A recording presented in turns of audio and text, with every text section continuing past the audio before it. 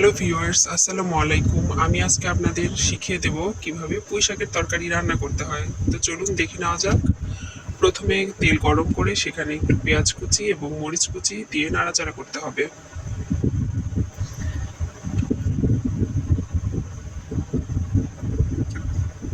নাড়াচাড়া করা হয়ে গেলে পুঁই শাকগুলো সেখানে ঢেলে দিতে হবে।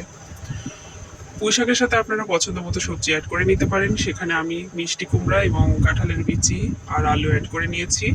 আপনারা চাইলে আপনাদের পছন্দ মতো সবজি অ্যাড করে নিতে পারেন।